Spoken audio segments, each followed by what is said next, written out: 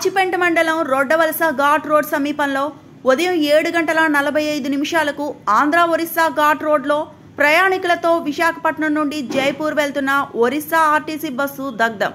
Driver అప్రమత్తంతో తప్పిన పెను ప్రమాదం. డ్రైవర్ బస్సు నిలుపుదల చేయడంతో భయాందోళనలతో బస్సు నుండి కిందకి దిగిన ప్రయాణికులకు తప్పిన పెను ప్రమాదం. సకాలంలో సాలూరు ఫైర్ స్టేషన్ సిబ్బంది మంటలను అదుపులోకి తీసుకోవడంతో ప్రమాదం తప్పింది.